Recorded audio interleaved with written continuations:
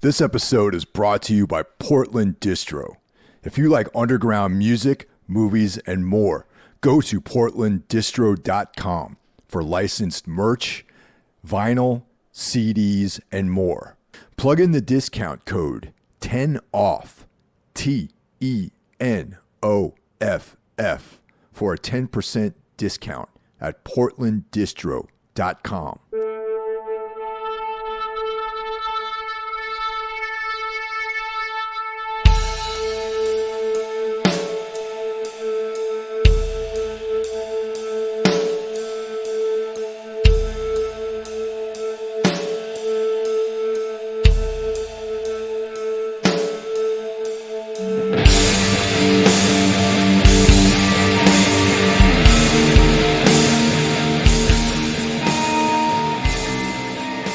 Hello, everyone, and welcome to this week's episode of Everything Went Black.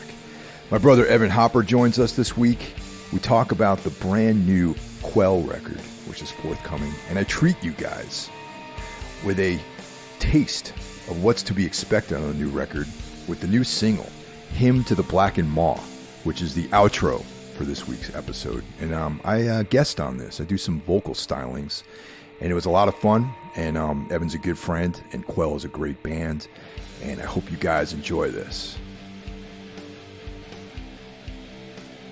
And after you listen to this, be sure to check out the rest of the Horsemen of the Podcasting Apocalypse. Monday, we have Brandon Legion bringing us Horror Wolf 666. On Tuesday, Into the Necrosphere, brought to you by Jackie Smith. Of course, today is Wednesday, which is Everything Went Black. On Thursdays, I return with my co-hosts Mike Scandato and Jeff Kashid for Necromaniacs. On Sunday, the Lord's Day, our own Dark Lord, Carl Hikara, brings us Soul Knox for all things macabre, occult, and esoteric. And now Carl and I have been doing this really interesting project called Darkness Weaves, where we alternate episodes every month and discuss the work of Carl Edward Wagner, one of the most underrated weird fiction, horror, dark fantasy authors in the world, in my opinion. I mean, he should be up there with Robert E. Howard, H.P. Lovecraft, all the greats. And for some reason, his work has become overlooked, and we're trying to change that. If you want to support the show, in addition to listening to it and sharing it with your friends, head on over to the Patreon. For as little as $1 a month, you can support the show, and that gives you access to all of the bonus material, which comes out pretty much every week. We have separate shows on there. We have a weekly staff picks that comes out on Fridays to help bring you into the weekend. For $5 a month, you get all the bonus material plus early access to the weekly shows. For $25 a month, you can become a sponsor, where I give you an ad read for a project, a band, a business, whatever it is. I give you one live ad read a month at the beginning of the episode, similar to what we do at Portland Distro. And without further ado, onward. All right, man. We have a pretty intense heavy metal weekend coming up, don't we? We absolutely do. The whole point of us originally planning this big weekend was around seeing Emperor tonight. Yes. Yeah, that's like been a distant goal that's been on my calendar for several months, man. So it's the same. I've been looking forward to this for many months, and but then we got to have a pleasant surprise because one of your friends was down from Canada playing music as well on Friday, which was also an unexpected surprise. And of course, we're talking about Therese Lance of Mayors of Thrace, who has appeared on this show several months ago. And she was in New York, along with Austerity Program, and playing at a place called TVI out in Ridgewood, Queens. And it was a fun night. And I invited you to come down a little bit early, and we made a big weekend out of it. Yeah, and it's been great. I mean,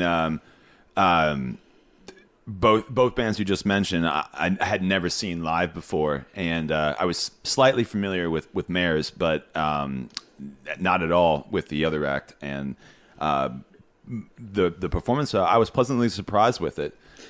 Yeah, I'd seen the Austerity Program a bunch of times. They've been around for a while. They were on Hide Your Head for back, years ago.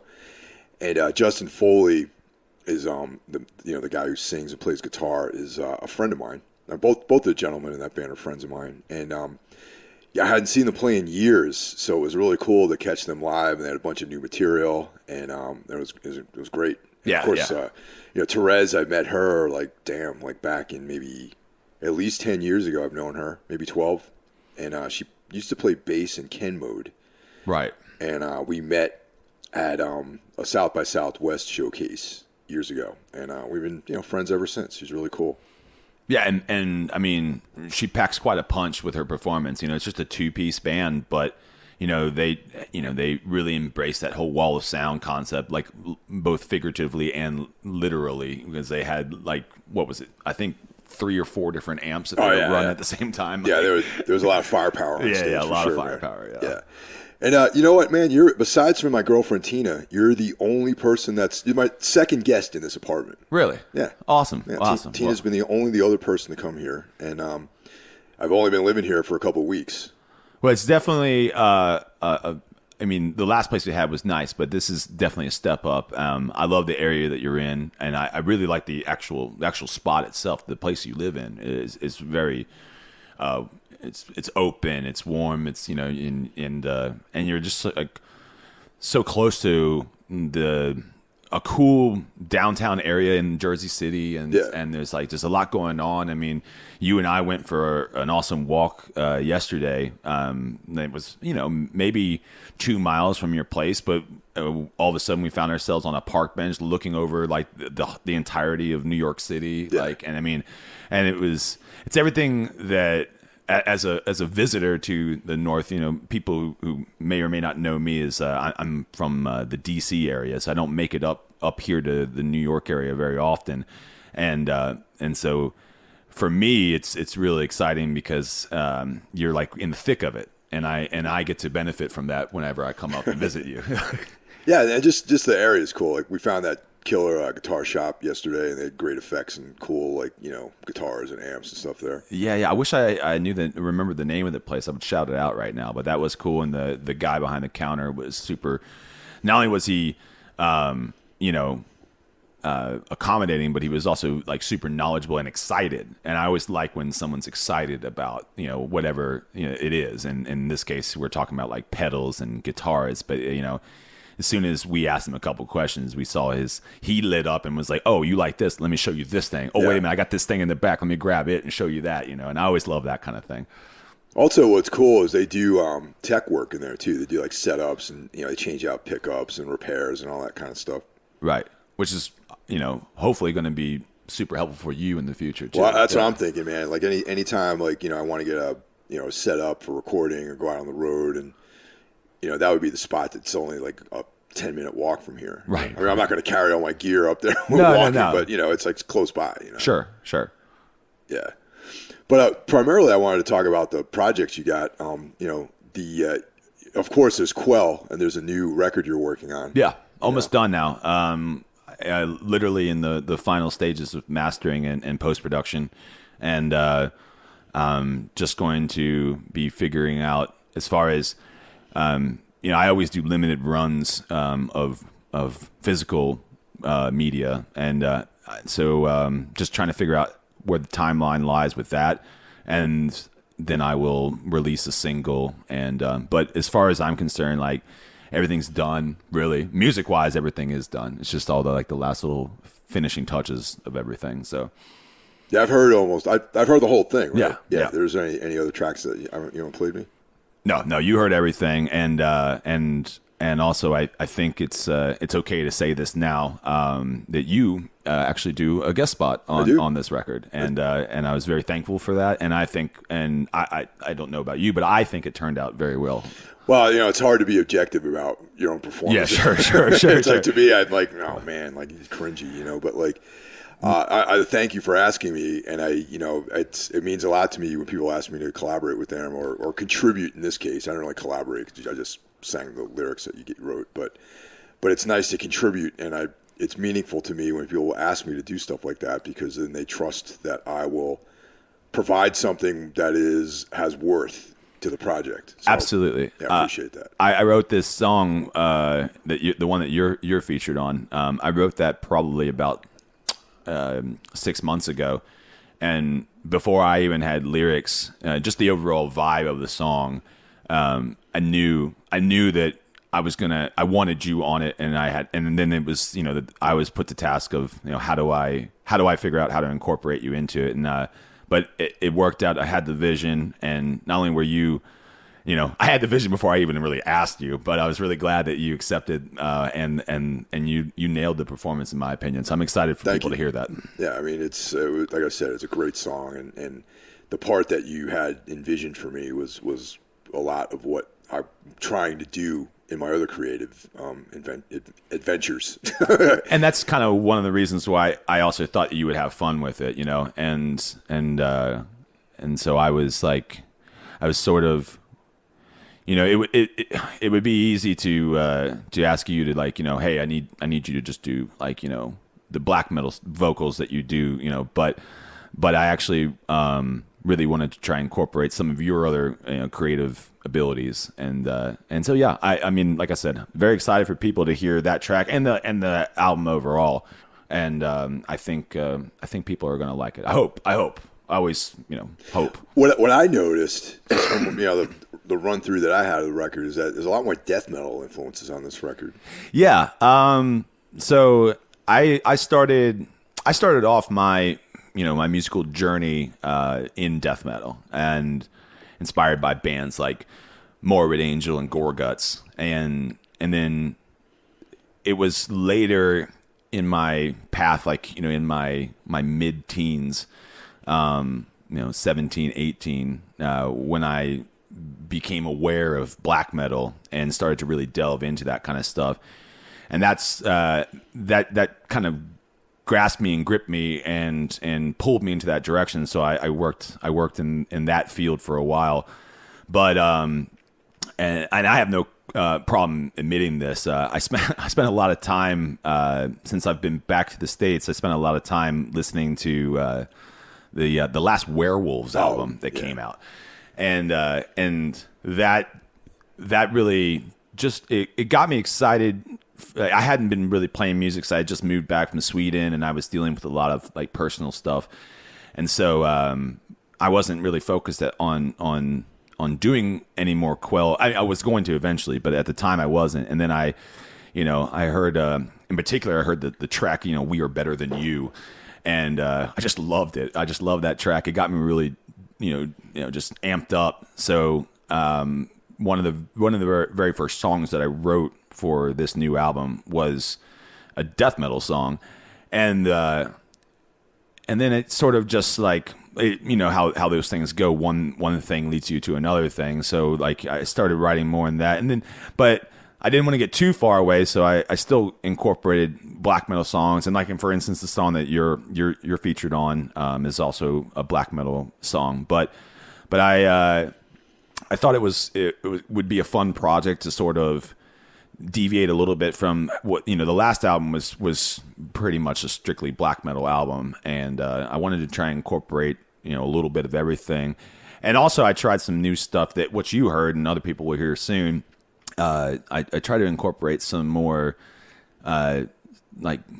some more styles with my vocals as well. I had done a little bit of that on The Cult Is Dead, where I had tried to do some singing and stuff like that, but I was even more so experimental, and that was also kind of driven because of the other project that I'm working on is more vocal oriented, and so I was trying to see and not go overboard with it, but to see what I could incorporate tastefully into this Quell project as well. Yeah, I was going to mention the vocals then, because there's definitely some cool like techniques that you do production wise.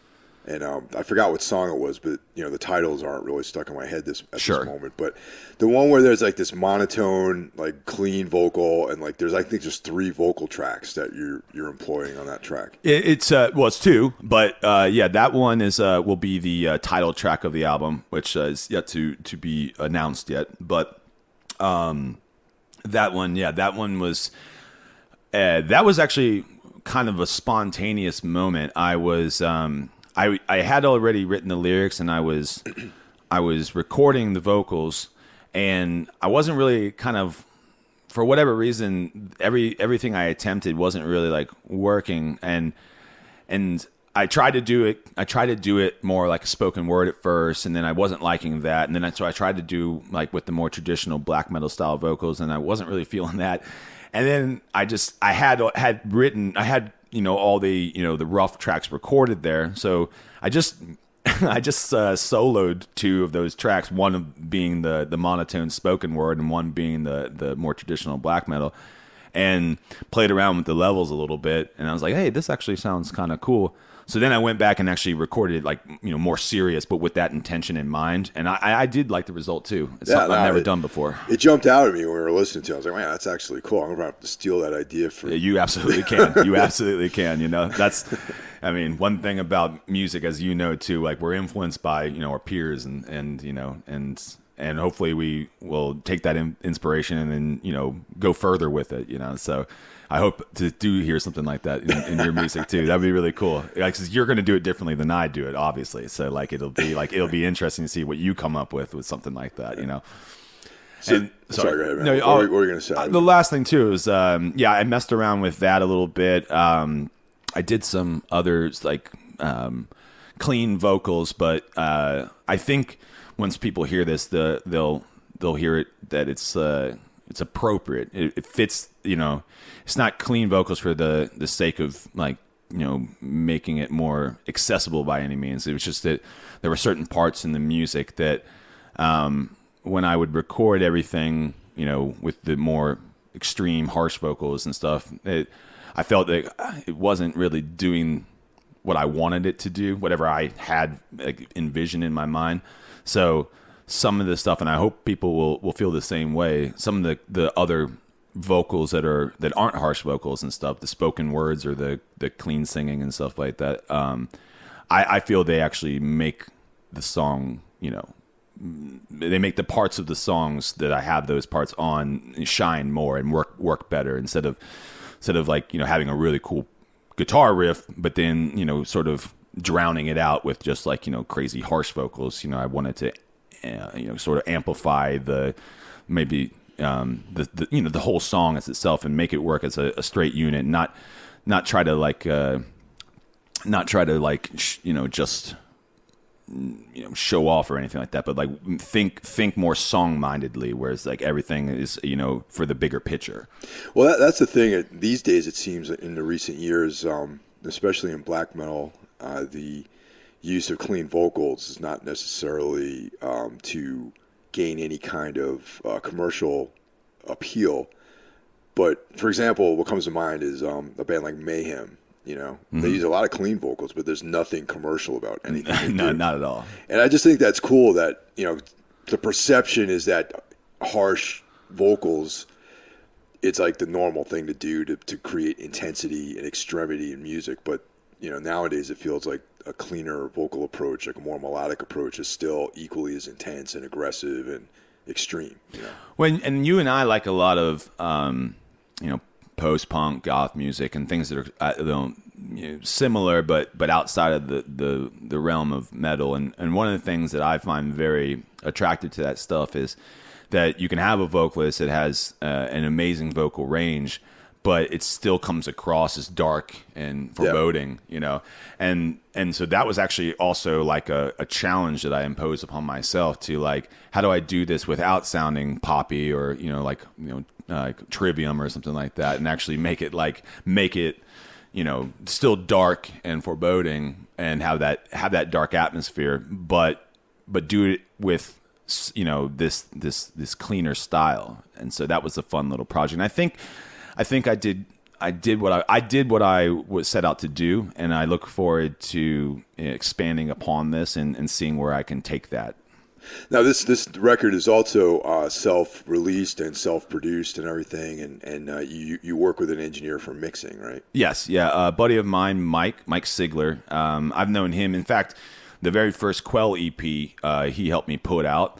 But at the time when I put out the first Quell EP, I wasn't really really thinking about making it public. It was just sort of a thing for me, for myself, and then he was there. I moved to Sweden, and then I got involved with a buddy out there of mine, this guy Patrick, and on that second EP. Patrick did the recording and a lot of the sound engineering, but Mike was still a part of that EP.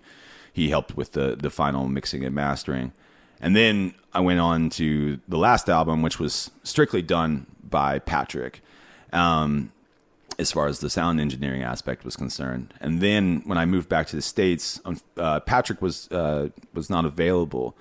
And I was starting to, I wanted to do this again, and I hadn't talked to Mike for a little while, and but I reached out to him, and he's an old homie. I've known him for quite a long time. We lived very close to each other out in California, and so I hit him up again and told him what I was trying to do, and he had, unbeknownst to me, had started to kind of pursue sound engineering even more professionally, and had done a few other artists' albums. So this was it was kind of like everything came full circle, from the start back to the front, and so yeah, I did all the tracking, all the songwriting, of course, and then Mike has been working very closely with me in doing all the sound engineering, helping add some flourishes to a lot of the drums that I programmed in the beginning. And a lot of the post-production stuff as well, and it's been great working with him again, and I'm excited. I mean, both of us feel like it's a joint effort. Like we're both very much involved in this project, even though it's my namesake, on the thing, but I consider it every bit as part of his album as it is my album. Yeah, that's cool. But all the tracking you do at home, right? Yeah, I do all the tracking at home. The vocals I did at home. Everything as far as like the meat and potatoes of the music was just done by myself in my home studio. Yeah, man, it's a crazy world we live in, because back a couple of decades ago, none of this would be even possible, really.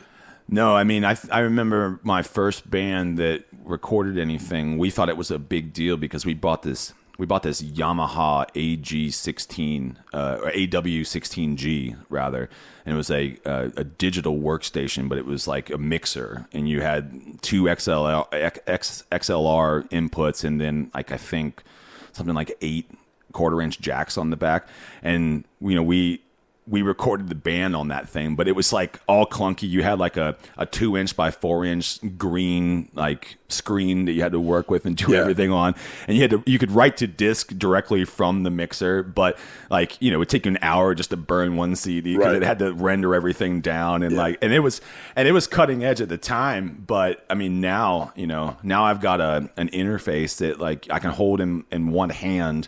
And I recorded this whole album on a laptop, Yeah, that's it's funny because even if you go into some legit studios, big time, you're recording on a computer. It's crazy. You know? And it's now computers are getting smaller and faster and more efficient, and everything's getting smaller. But back then, you'd have to do something like that, or like a 4-track or something crazy. Right. And Mike's also taught me a whole lot. I've been working with Reaper for a long time, but I'm the type of guy that if you give me something like that, I'll ask you okay, teach me how to do what I want to do real quick, and I'll figure out the rest later. So I was very primitive in my ability to use that DAW, and Mike uses Logic, but he started on Reaper, and he taught me all these tricks, all the hotkeys and how to really edit, when you're tracking and stuff like that. And I learned so much from this process. It's been, for me personally, it's this whole process of this newest Quell album. Not only do I think it's the best thing that I've recorded to date, but I also have learned quite a bit about how to do this properly and to move forward. So, yeah, it's been a great experience, honestly, doing it this way. Yeah, that's awesome, man. Yeah, there's so many different workstations out there too now, or DAWs that Sure. you can use, and it's funny that how many people actually use Logic. You know what I mean? To like that, not so much like for composing, because I've always looked at Logic as a composition, platform. Okay, yeah. And but actually for producing, for tracking and producing records. Sure. Like bands. Yeah. Because most people I knew that originally were using Logic were like DJs or guys who were doing like people doing electronic music and stuff like that, or film scores where you had to like come up with like different loops for drums and all that kind of thing. And now it's like a lot of people. I know Will Putney uses Logic, and I think he mixes in Pro Tools or something like that. Sure. The stems. Yeah, it's just cool, like all the different options you have these days. When it's nice too for like someone like me, I have sat behind a computer that has Pro Tools on it, and it is not a very user friendly thing. And I think that's by design in a lot of ways. It's because it's the studio standard, and they expect you to actually, learn this thing from the ground up, the program from the ground up. And for someone like me that just wants to record music, it's a hard DAW to work with. But you get things like Reaper, or Audacity, or Logic, and it opens up the possibility that, hey, I can actually do this. I mean, I might need help along the way, but this is feasible now. Yeah, Pro Tools is set up like that's one of like the oldest first platforms. So it's really designed around if you worked on an analog board, right? The way like all the strips and everything are set up, and the faders and the routing for the the inserts and the aux sends and everything. It's set up as if you're sitting in front of a console. Yes. But it just became a digital version of a console. Everything else now with the age of people just primarily using their own resources and using computers. Now it's like a program for recording as opposed to a model of a tactile recording console. Yeah, I see what you're saying. Yeah, that makes sense too. Right. Yeah, but I recommend anybody who's maybe wants to try their hand at recording and stuff like that. Go on Reaper, or you can download it for free. I paid for it just because I've used it for so long. I felt kind of like I should give these guys some money for it. Yeah. But even when you pay for it, it's like $60. It's not expensive. And there's tons of tutorials on YouTube that'll walk you through and you'll find that like it's actually it's reasonable to use, and it's a pretty powerful system. Considering that it's not huge in size, nor the system requirements aren't a lot. So even if you have like a less than adequate computer, like I said, I did all this on a laptop, and it ran fine. And like even if you got like a million tracks with a lot of plugins and stuff like that, that'll start to bog things down a bit. But if you're just doing like two guitar tracks, a bass, and some drums and some vocals, like it'll run that all like perfectly fine with no problem. Now, one of the things that kind of came out recently too, and you got some more stuff, is that Venereal Latrine project that you're doing. Yeah. So Venereal Latrine was actually started because I had, like I had mentioned, I was trying to get back into writing Quell stuff again. And I did write, the first song, which I had mentioned, was kind of inspired by listening to Werewolves. But then I just started to have some writer's block. And I remembered an article I read a long time ago that with I can't remember even who the artist was, but that whenever he had writer's block, he would try and do something that was outside of his comfort zone musically. And I had always wanted to do some, more electronic style music. I'm a big Depeche Mode fan, and I really, I've been inspired by that music, but never really felt like it was something that I could do. And so I got a little MIDI keyboard, and I started messing around with that. And before I knew it, I was writing songs, and I was actually feeling like creative in a way that, I hadn't felt in a long time. So I kind of followed up with that and followed down that path for a little bit. And then I released the very first EP of Venereal Latrine, and not thinking really much of it, more or less like just, here's something I did. This is a part of me, a part of my expression. And here it is. Listen to it. If you like it, you like it. It's free. So you just go and find it on Bandcamp and download it for free. And what I found was I actually got a lot of positive feedback from it. And I also found that I was really, really enjoying the process of writing music like that. So I showed you some of the new stuff. I already have another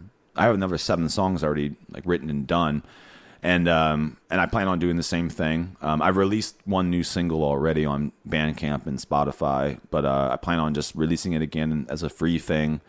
That's fine with me, until if I start doing, one of the things about Quell versus this other thing, Venereal Latrine, is, with Quell there's actual like my money involved. I pay people to help me, and I pay for the physical media and all that kind of stuff. So I don't charge like more than what is required for me to recoup my money, but I do want to recoup my money, as much as I do just, do this for love, I still would like to, make something back on it. But with Venereal Latrine, I just enjoy writing it, and I don't have any physical media currently. So, I'm just putting it out there and allowing people to just, digest it as they will. And then, and if you end up not liking it, you don't feel like you got ripped off because you didn't, have to waste any money. So, but yeah, I'm really digging this new thing, and I've been even considering possibly taking it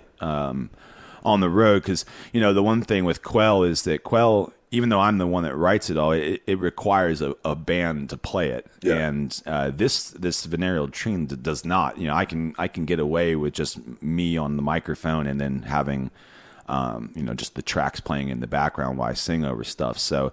I've been considering doing something like that, just, maybe finding like a little club that kind of has more of that dark electronic, feel to it, and maybe just sitting in one night and doing a little 20-minute thing, something That'd like be that. cool, man. Yeah. That's like, I see more and more people doing stuff like that.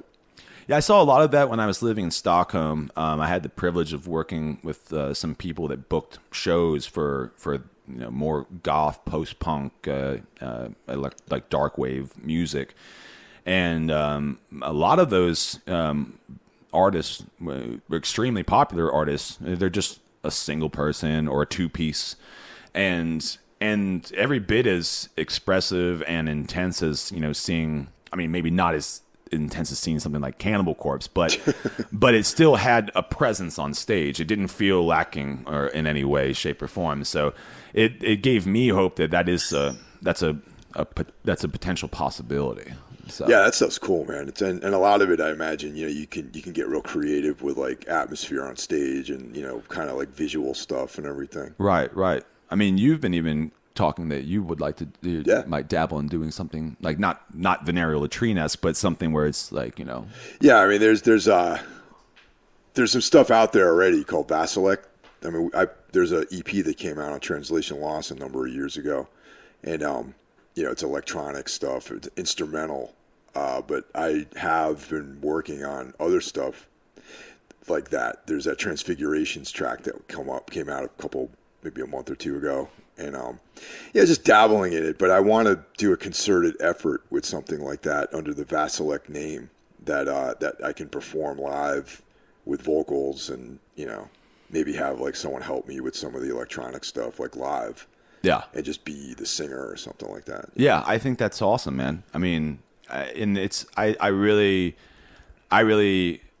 think it's. I've seen it, firsthand with myself. I think it's a really good practice to, to dab, have your hands in multiple things, because I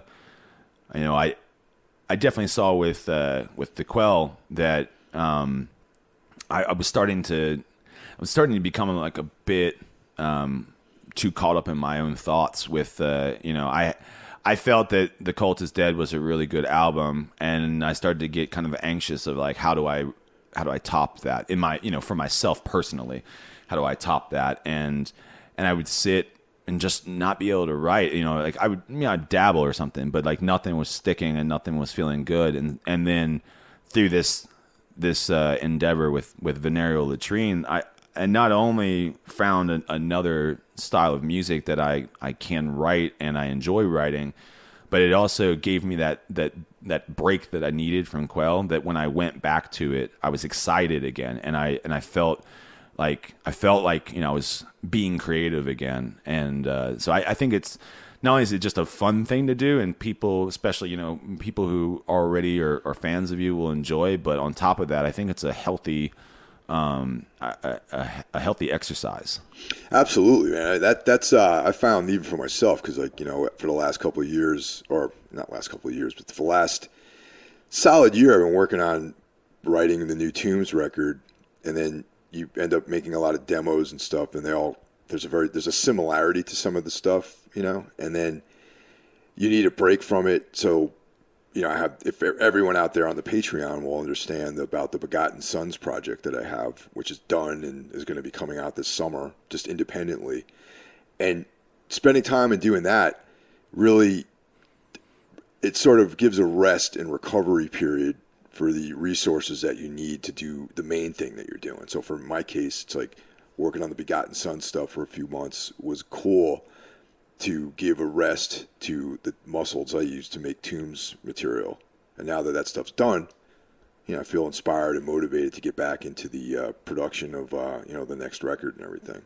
And you're also but you're not, it's like if you're working your arms out, for a couple of days, and then you work your legs out for a couple of days. Like it's still keeping your chops up, but exercising different aspects. So I guess in this case, it's exercising different aspects of your brain without sacrificing your musical ability, which I think is also good. Yeah, no, totally. It was cool to take a break from tremolo picking and stuff. Exactly. Yeah, exactly. Yeah, and screaming at the top of my lungs. It was really nice to actually sing for once. I've been doing this screaming thing for 20 years now at this point.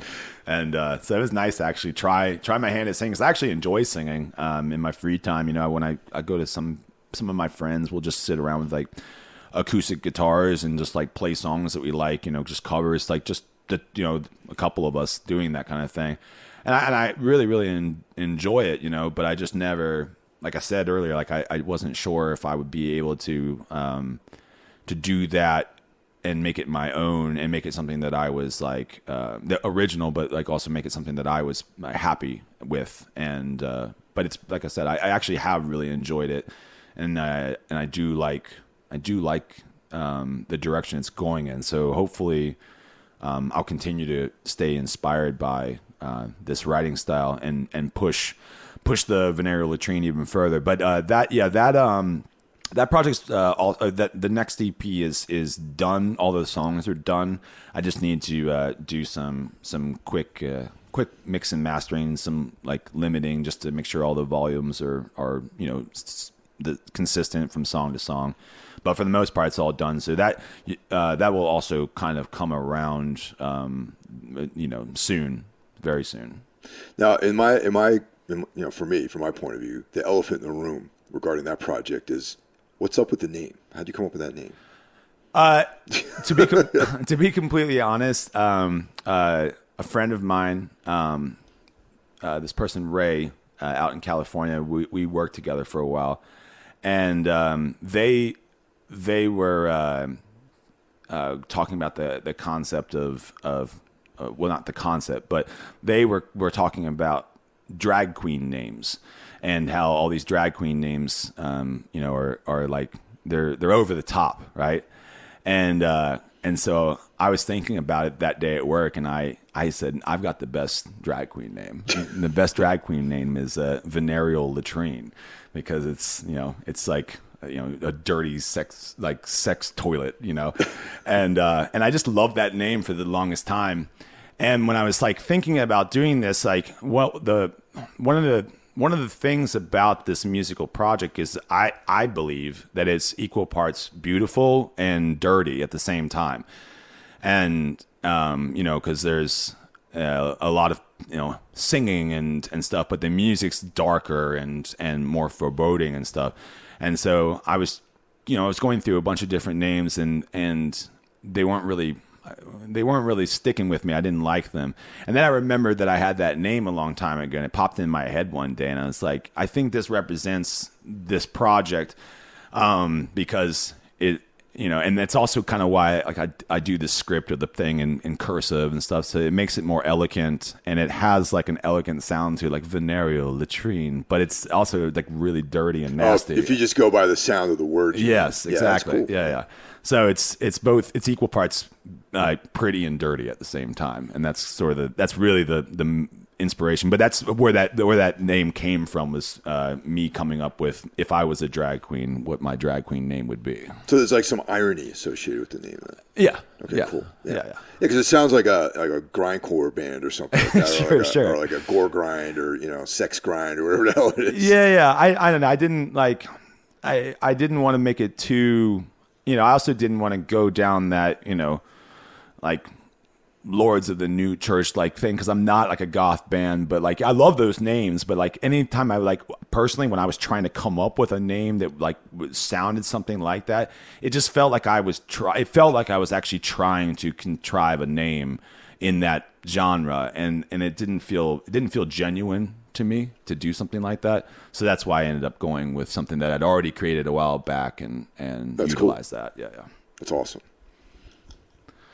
But is that's also being like independently released through all the different, Yeah. That's and that one, like I said, that one's actually, everything is done by me. So even the sound engineering aspects of it are done by me. So it's also kind of a learning process for me to get better at mixing all these different elements to it. Some of these tracks are very minimalistic and only have, maybe 3 individual tracks, per song. But then there's other ones that have 6, 7, 8 different MIDI tracks and vocal tracks, and sometimes even live instruments as well. So I've been learning as I go with this new thing. So it's actually, unlike Quell, this is actually like everything from the artwork to the music to the sound production is strictly done by myself.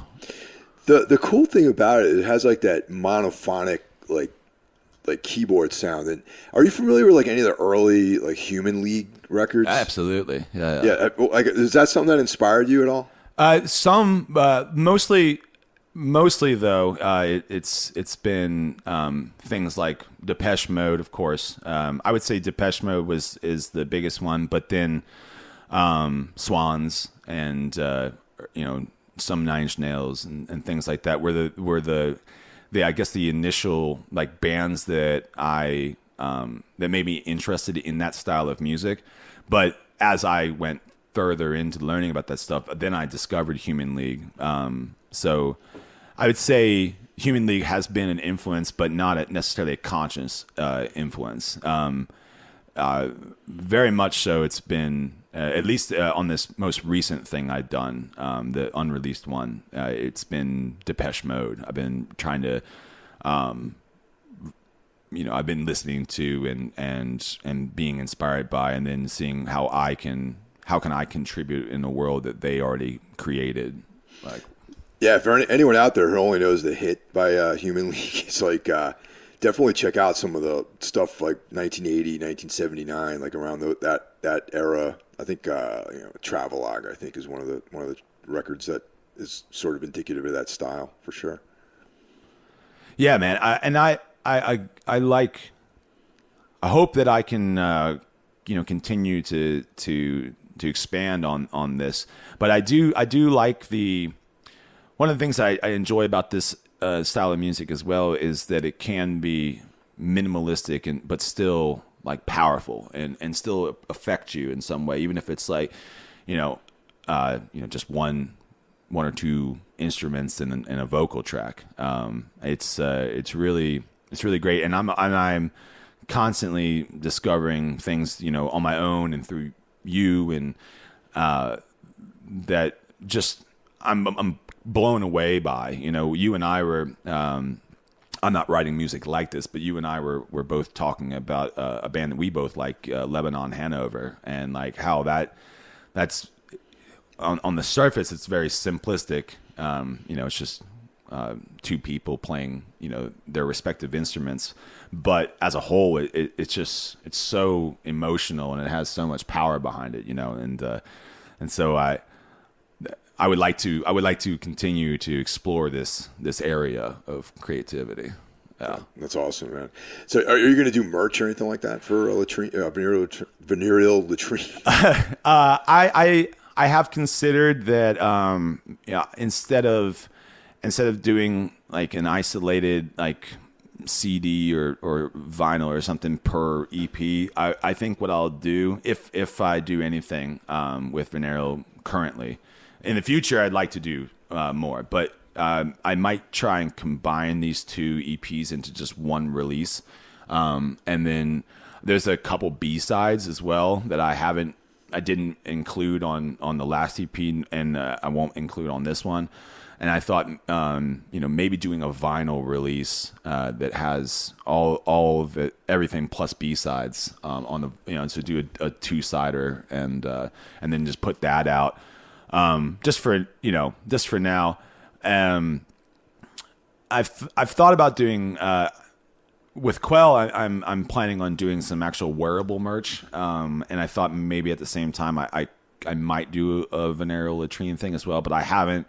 Aside from just like doing a plain shirt with the logo on it, I haven't really come up with anything that I really like yet as far as like a design for anything yet. So that's not 100% yet, but I have been thinking about a physical media release for Venereal, and I think that's what it would be if I do that. That's killer. Yeah, I would rock some VD or VL sure merchandise. VL, I also thought about this, and this is kind of silly, but it's funny because you called it VL. So I don't know how much trouble I would get in for doing this, but Louis Vuitton is LV. Dude, that's a great idea, man. Holy shit. Just inverting their logo so it's VL. That would be amazing, dude. I'd be all about that. I thought about doing something like that. So that might be something I would do for a T-shirt or something like that. And so everyone's like, oh, nice Louis Vuitton. It's like, it's not a Louis Vuitton. It's a Venereal That's a clever Latrine. idea. Man. Yeah. Wow. Yeah, I have put a little thought into it, but I haven't gotten to that point yet. But it's I would like to, again, that's another aspect of the creativity that I enjoy as well is like, the media aspect of things, the coming up with the artwork for these different projects and how doing the photo shoots and deciding on how to release the CD or vinyl, and so that's a place that I haven't gone. I don't have a lot of experience with, but I'm excited to get to the point where I start to dabble in that as well. I've heard that people are buying CDs more these days. I don't know what, compared to a band like Tombs, I don't know. I always do very limited runs. I've only done 50 CD runs per album, and I've almost always come sold out of that. But I mean, it's like we're talking 50, Yeah. And 15 of those are probably friends of mine that bought it, right? Right, but you don't perform live or go on tour, so that actually is pretty fucking good, really. Well, I never thought about it like that, but yeah, I guess so. I mean, I think in the world that you and I dabble in, this underground music world, I think that people value the collectible aspect of stuff a lot more. I've seen I know a lot of our peers that are releasing cassette tapes. Well, yeah, that sort of has been going on for a while, but it really, really ramped up during the pandemic. I don't even know who has a cassette player anymore, but people are. Well, you do. You're looking at one right over there. Yeah. But I think it's interesting that people are. I think it's cool. I think there's a coolness about like a band being like, yeah, we got an EP. It's like, yeah, where can I get it? It's like, here, it's on this cassette tape. Yeah. There's just something like, I don't know, cool about that. It's got an air of coolness to it, I've always been a big fan of cassettes, just back in the 90s with like demos and stuff like that. Sure, yeah. And that when I first started really taking music seriously and trying to really do this for real, that was like the what was available to do cheaply on your own without someone from like a label putting it out. Right. When I lived in Boston, there was like I forgot the name of the place, but it was a spot where everyone went to get their cassettes made. Uh-huh. And it was like they had all these deals. So all those old bands that I did back when I was, living up there I always had cassette releases of like 2-song demos or 4-song demos and they're handwritten cards and yeah, stuff. totally. Like, that's great. Like or Kinko's specials. Sure. Because back then no one had computers or no one knew really how to design anything, and it was like cut out artwork and right.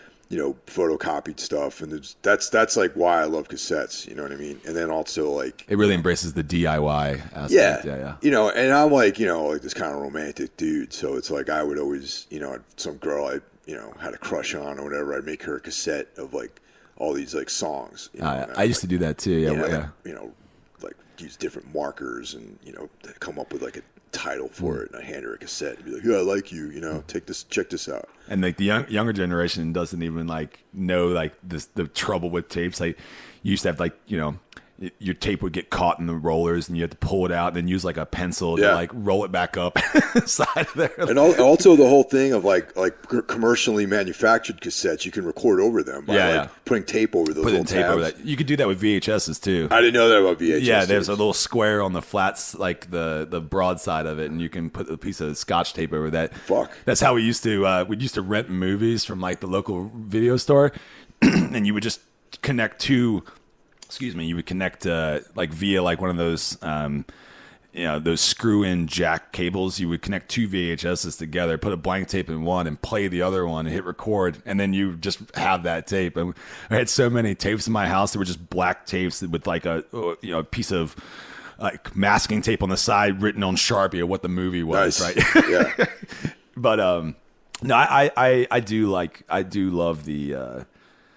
love that aesthetic too, and I one thing I would love to see. I mean, it would be completely dumb, but it would be funny and equally parts cool. Is I'd love to see somebody like put out like an 8-track. Right? That's something that they don't even manufacture. Technology anymore, Yeah. Here's a laser disc. Laser disc. Yeah. Right. Yeah. That'd be great.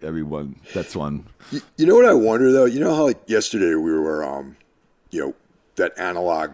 What the hell was it called? Like the analog horror stuff that we were watching. Oh, right. Yeah. Like Mandela or Skinamarink and stuff like that. Yeah, like that. The guy from Skinamarink came from that scene where there's all these YouTube horror shows, like series, different seasons and everything where it's like, DIY with that aesthetic from the 80s, in the 90s and stuff like that, all made by young people who were, probably born during the eras when that stuff was actually happening. Right. And I wonder if music is going to kind of, with that sort of precedent set with like the analog horror stuff where cassettes, I wonder if with younger people, if cassettes are catching on, Yeah, I think, as time goes on, there becomes like a nostalgia for a time once, that came and went. And like, I remember like my dad would, when he was alive and I was younger, he would talk about vinyl all the time, and he would talk like it was like just the coolest thing ever, the way that he would describe it, and he'd be like, like when we get a record, we get two, because one of them we get would be like the high fidelity, and you can only play the high fidelity about 10 times before it would lose the high fidelity aspect and just become regular record. So you wouldn't bring the high fidelity one out unless you were like trying to show it off to your friends, and then you would have the other one just like to listen to, like your daily listener, and like and like, you see guys now in lots of different genres of music, anything from like the Black Keys to like, like these, like new and up and coming black metal bands where they're experimenting around with like older vintage amps and like using like analog, recording and stuff like that, and reel to reel recording instead of doing digital, because they see the benefit to it, or they also see the uniqueness of it, right, and standing out amongst the crowd, And so I do think that, yes, I think that people are becoming more interested in that, because, another thing too that I've been aware of, it doesn't really bother me too much, but as time goes on, the more and more we listen to digital music, the more like our ears start to become attuned to that, like that compression. Yeah, a certain lack of dynamic range. Exactly. Your digital stuff, yeah. Right, and then with analog, you get the full spectrum of all the, the nuances of the instruments, and you can hear you can hear like, the guy's fingers like sticking to the strings and slipping around when he goes from chord to chord, and you can hear the breath between each note and stuff. And you're losing that with like the digital era because, you can normalize and compress and quantize everything. So it becomes a little bit more, it becomes too perfect. And I think after a while, people realize that, like, it's, or at least, especially if they hear something that is like, go to a live show, or you hear something that's done on a vinyl record that was done analogically, like you can, you're like, wow, why does this affect me more? And it's like, oh, because it's like, it feels real, Yeah. And I think music, it's good if you just like want to listen to Spotify because you're like on a jog, or if you're like, on a drive or something like that, it serves its purpose. But like if you're really sitting down to enjoy music, or standing in a club to enjoy music, like you want that tactile realness that you get from those sorts of mediums, albeit like whether it's live or if it's like an analog recording, on some vintage, PV classic, amp, and some old Rickenbacker or something like that, or old Gretsch guitar, like. That's interesting because, we had a discussion about amp modelers too, like over the last couple of days. Sure. Where, you can get these, like Axe Effects or Kempers and things like that. And it's like a model of an actual, amplified analog amp, but it's digital. It's a digital replication of that. Right. And it feels like even though I have an Axe Effects for certain things, which I use, like, for like certain applications, I'll use that instead of an amp. But there is a loss, though, you know what I mean, in that going from analog to digital. There's like, it's like music almost just becomes like data or something, or your performance, or what you're doing to create music is more like data as opposed to like feelings or something, Well, you made a good point too, because I mean, I was thinking about that, I was like, oh, we were talking about this, and I was like, be so cool, like, like a band like Cynic that can just, all they have to do is, bring a little USB drive and their guitars with them, and then as long as they have like a good, house PA, they can play anywhere, and they don't need to have any gear with them. But then you were talking about that aspect, and I started thinking about it, and it was like, one of the things, like, you just recently played in Baltimore at the Hell in the Harbor Fest, and you were sharing the day with the legendary Cannibal Corpse. And one of the things about Cannibal Corpse that will forever remain, like, keep them as one of my favorite live performances is as soon as you hear that, like, just the heavy punch from those giant Mesa Boogies or whatever amp they're they're using to, basses, I think. Yeah. It just like sucks you in. Oh, yeah. You just like your body starts to like involuntary react like to like what you're hearing, and a lot of that comes from just that pure power that amp is kicking out, that the air and like the bouncing of those, like, speakers, like, yeah, it's cool. And like on tour, like I've had, we played, a lot of different types of bands, and some bands are, like us, we use real amps and stuff like that, and we've come across some bands who are like, maybe the technical execution might be more of in the forefront as opposed to the impact of the music physically. And they use a lot of the only amp modelers. Like, they don't have cabs on stage. Yet I feel like they are really two different trips. It's like, if you're there just to watch, if your thing is like technique and, acrobatics on the fretboard, maybe that's cool, but if there's no physical punch with a lot of that stuff. You know what I mean? Well, I think that's why it probably works for a band like Cynic, because most people are there to see Paul Masvidal, like, playing, as he does. He's a very technical guitar player, and they really use a lot of effects on their songs. So it, because they use so many different effects, even if they had like real amps on stage, like that real amp sound is really kind of like it's not the in the forefront. It's like kind of in the background, because they're using all these different delays and reverbs and, all these, I mean, tons of effects. If you've ever seen like a Cynic show or listened to a Cynic album, there's a lot going on that it makes, like you said, it probably does make more sense for a band like that to do it. Yeah, I'm going to see Cynic next month, actually. Oh, cool.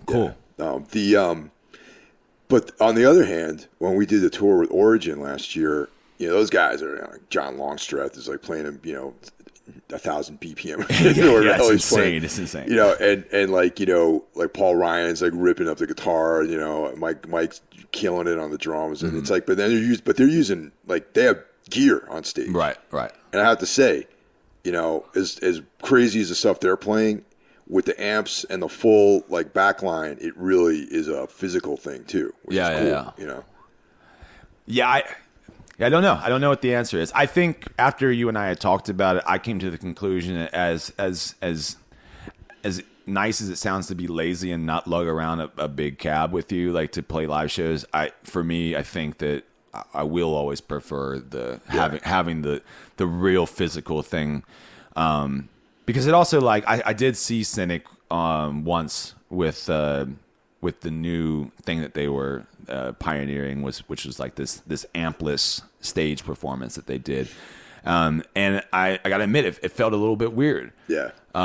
It felt a little bit weird because it's like, you know, you and I grew up on. Well, you know, I hate to use that term rock and roll, but like, you know, rock and roll, like, you know, it's all about, you know, just the big drum set and the big amplifiers behind the guys. And then this was different. It was still a great performance. And I mean, I still back Cynic 100%, but it was weird. It was definitely weird. Yeah.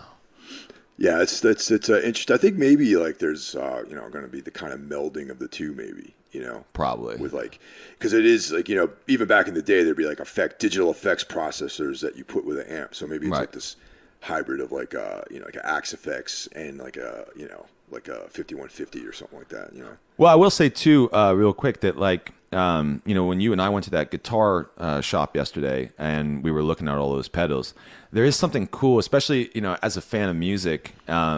When I'm like standing, you know, close to the stage and I'm like watching a band that I really, really like, and I'm trying to peek over and see like what he's using. You know, he's got a big pedal board with all these different like weird things, and you're like, what the hell is that thing? I've never seen that thing before, you know? And so that there's a gearhead aspect of it too that like will be lost if like you're just using a bunch of onboard plugins, like, you know, that you would never know. I mean, they might model the Ibanez Tube Screamer, but it's cooler to see the Ibanez Tube Screamer than it is to. Well, that also lends to the other thing. Leads to the fact of the matter is that, well, that stuff is accessible from everybody, and like you get like a delay on like Axe Effects or whatever, and it's like that's what comes with the package, right? You know, and it's like it's a generic sound that can be applied across the board with everybody. And that's a whole nother aspect that I didn't even think about, but you're right. Yeah, that's a whole other argument, man. It's like using Microsoft, you know, Excel or something like that. You know, they're like, this is the same shit that everyone's using, but you're modifying it slightly different, but it's still the same goddamn thing. Right. Yeah. But anyway, dude, thanks for your time. Appreciate it. It's great having you here. Absolutely, man. Yeah, it was like we still got a fucking full day of shit ahead of us. Hell yeah. We're gonna see fucking Emperor tonight, man. That's gonna be dope as hell. Can't wait, dude. And so thanks for listening, everyone, and we'll talk to you next week. Take care. Take care.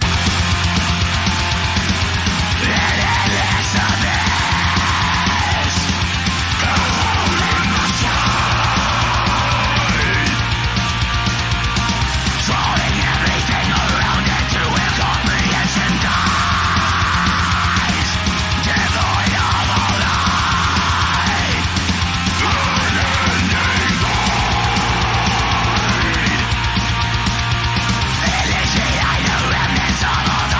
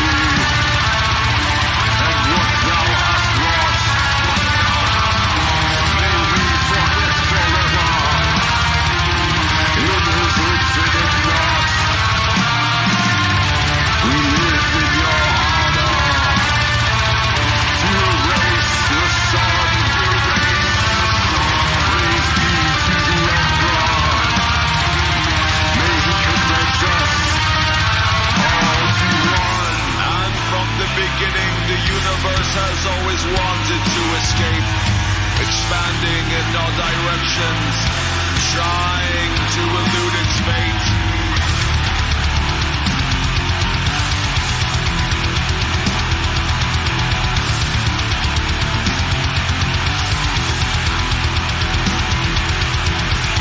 But the black and born correction shall not be deterred. Traveling